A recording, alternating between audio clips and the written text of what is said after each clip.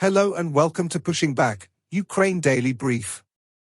As the war enters its 799th day, these are the main developments from the past 24 hours.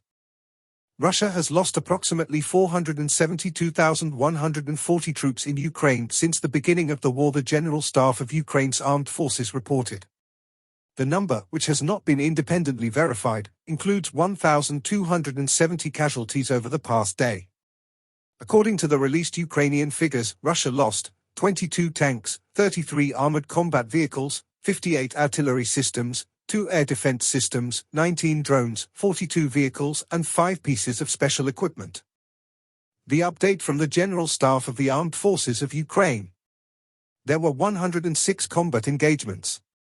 The enemy launched a total of 2 missile and 58 airstrikes, carried out 89 multiple launch rocket system attacks on positions of Ukrainian troops and various settlements. The Ukrainian Air Force launched airstrikes on 9 concentrations of troops and 1 anti-aircraft missile system of the Russian invaders. Ukrainian missile forces hit 2 ammunition depots, 1 artillery system and 1 anti-aircraft missile system of the enemy.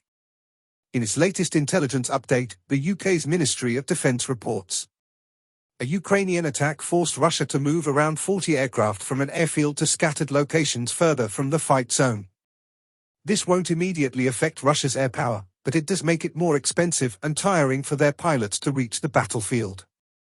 In its latest intelligence update, the Institute for the Study of War. Ukrainian intelligence officials identified 3 Russian efforts to destabilize Ukraine and achieve victory, and both Ukrainian and US intelligence officials issued assessments about the battlefield situation that are consistent with prior ISW forecasts that Russian forces may take Chasiv Yar but are very unlikely to seize major Ukrainian cities. Ukrainian Main Military Intelligence Directorate Deputy Chief Major General Vadim Skibitsky assessed that Russian forces will likely begin an offensive effort towards Kharkiv and Sumy oblasts at the end of May or start of June 2024, but that Russian forces will not be able to take Kharkiv or Sumy cities. Skibitsky noted that the Kremlin views information operations as a second line of effort to defeat Ukraine and that current Russian information operations heavily focus on undermining Ukrainian mobilization efforts and the legitimacy of Ukrainian President Volodymyr Zelensky. Skibitsky stressed that Russia's third line of effort to achieve victory in Ukraine is an ongoing campaign to diplomatically isolate Ukraine. The U.S. Department of State announced on May 1 that it has determined that Russian forces are violating the Chemical Weapons Convention, to which Russia is a signatory.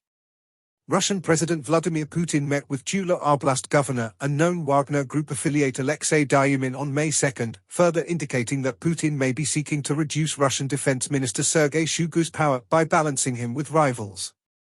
Putin likely deliberately publicized his meeting with Dyamin following the high-profile arrest of Russian Deputy Defense Minister Timur Ivanov on April 24 and before the presidential inauguration on May 7, possibly to punish the Shoigu-led MOD for failing to accomplish the Kremlin's military goals. The Putin-Dyamin meeting suggests that Putin is likely the responsible decision-maker behind Ivanov's arrest.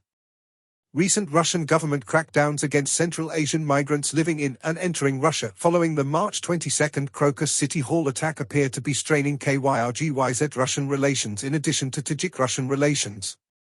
The Georgian parliament passed Georgia's Russian-style, foreign agents, law in its second reading on May 1 amid continued protests against the law in Tbilisi. The Russian military may have recruited numerous prisoners with convictions for serious crimes in fall of 2023. Russian forces recently made confirmed advances west of Avdiivka. In Zelensky's nightly video he covered several points. Firstly, the focus is on the Pokrovsk direction, Donetsk region, southern directions and Kharkiv region. There is a clear focus on strengthening border defenses and destroying the enemy. Secondly, Ukraine is urging partners to expedite weapon deliveries to support the war effort. Lastly, preparations are underway for the upcoming NATO summit, potential EU membership negotiations, and a global peace summit. The goal is to pressure Russia for peace through international participation. Thanks for following today's updates. Please don't forget to like and subscribe for more content. We'll return tomorrow with the latest news on the ongoing conflict.